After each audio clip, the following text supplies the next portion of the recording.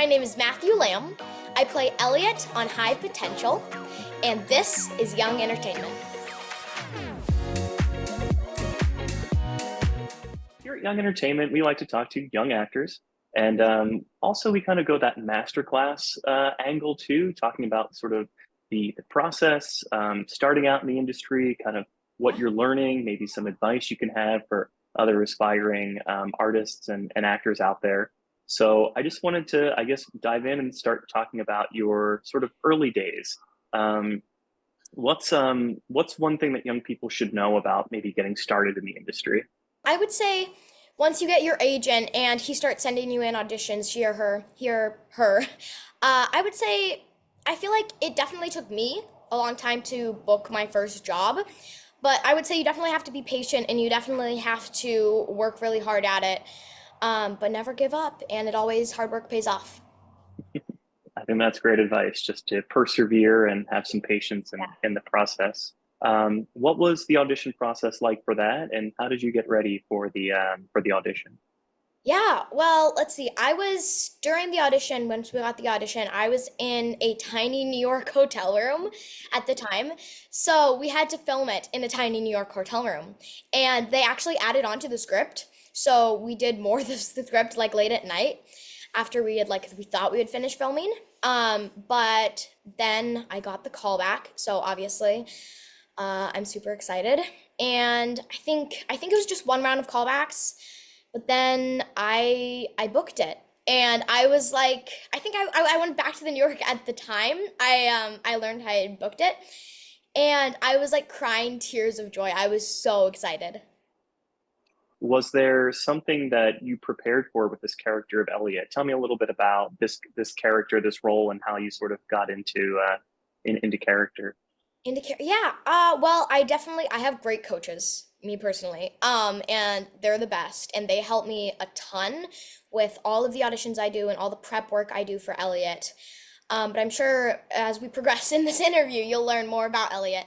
But I'm trying to think what I use. I put myself into his character and what he's feeling, and I look up what I'm saying because sometimes, since as you should I'm probably know, Elliot has a super high IQ, so I will have to like look up how to say and what these words mean. So we have to do a lot of research, but it's definitely worth it. That's very interesting. That reminds me almost of, like, I'm sure you've probably seen it, like spelling bees almost too, Oh where you yeah, have to. yeah. What's maybe a word? Tell me. Okay, how about this? What's like a fun word that you've enjoyed either learning or saying on the show? Ooh, okay. Well, okay. Oaxaca is pretty Wha- fun. Oaxaca. That was in a pretty I think recent episode. But Oaxaca, it's this cheese it's from like Mexican. It's Mexican sort of cheese. Yeah, Oaxaca. But it was really fun to say Oaxaca, Oaxaca. It was first made by the Dominican friars. Oh, There you go. wow. Oh my gosh. Okay, well, I'm learning a lot on this interview here too. You can learn a new thing every day. Yeah. Um, So, Caitlin Olsen, who I love, I think she's such a phenomenal actress. I've loved watching her in Hacks, love watching her, and It's Always Sunny in Philadelphia, which is a big comedy background. Talk to me about what it was like working with her, what you learned, what that Oh, experience was oh like. my Having gosh. her as your mom. Oh my gosh. Yeah, she is the best. It's like a masterclass watching her work and working with her because she's just such a professional. But I remember there was one scene in our first season that we had here that was this really like heart to heart moment between Elliot and Morgan. And I remember, I think the lines sort of gotten changed too. So she pulled me over to the side when we weren't actively filming, when they were changing cameras. And we just like sort of ran the lines, and we just sort of talked about what's going on in the scene and what may like sort of seem like that's not like that big of a deal, especially with someone like Caitlin. For me, it was such a great experience to be able to have that connection with her and sort of work with her on that. The entire cast, anytime we have like either a moment where we're all together at a family or like around the dinner table, like is the minute the director says cut, we'll be like laughing and making jokes, especially Taryn who plays Ludo. He's the best. He has some pretty funny lines and funny jokes as himself. But it's really a fun time when we're all together as a family and we're all together on set. Talk to me about maybe hair, makeup, costume for Elliot. Was there something that he wears that kind of helps you get into the character, or what was that process like, kind Yeah. of becoming Well, I him? personally think that's because I wear glasses and Elliot also wears glasses. I feel like it's the glasses that it feels like I'm wearing like the Apple Vision Pro, like going into his life and his brain. And especially because they're like a different shape and they're different like colors and like they're made out of plastic. These are made out of like metal wiring.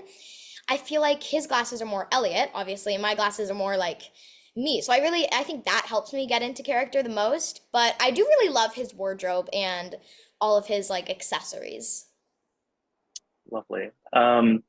What talk to me about, maybe was there anything challenging here, Matthew, that from the project, or something that you're like, hey, I maybe didn't think about this as an actor going into it, but something that I learned, or challenge, and how you were able to overcome that? Yeah, I feel like, that's a good question.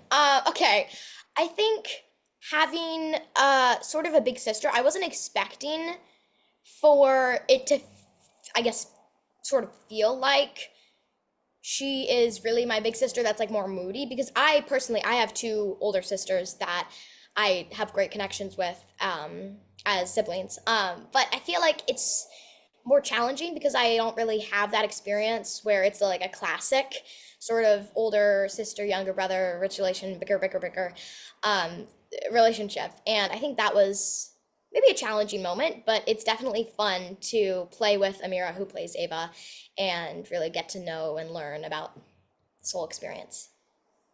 I just thought I would mention that in real life, so it didn't sound like I was cutting her short or throwing her under the bus. She's so great in real life, and there definitely are some moments where Elliot and Ava connect in the set, and I think it's really a really heartwarming moment, and I'm so excited for everyone to see it. Okay, that's all I had. Thank you. Okay, that's great.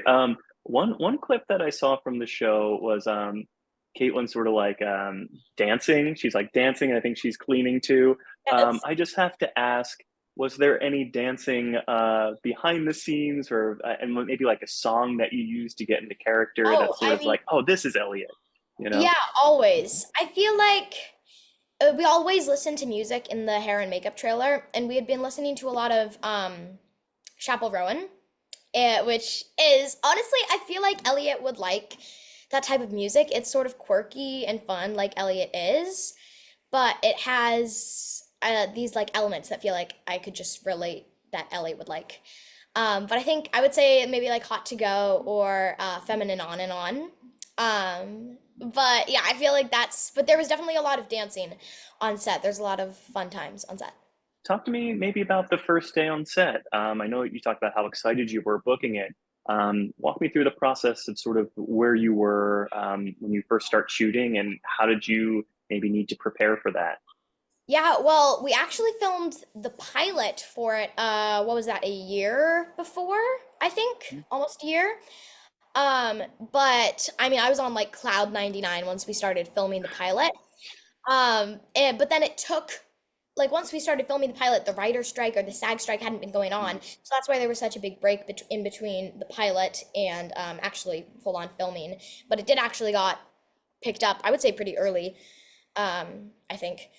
Let's see, we filmed the pilot in Vancouver, Canada, and we filmed it in a real house, like in a real, like really like nice neighborhood. And it was really funny to watch them put all like the California license plate on the cars and like dig up a hole and then planted like an actual palm tree in the ground, in like the Canada ground.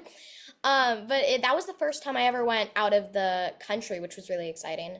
But then after we started filming for real, during in LA at the Fox lot, they had built the set, and the first time I went on set was like It was crazy. It was like I had so many flashbacks because it looked like almost identical to our original house. And sometimes whenever I'm on set, they'll have the lighting like different or whatever.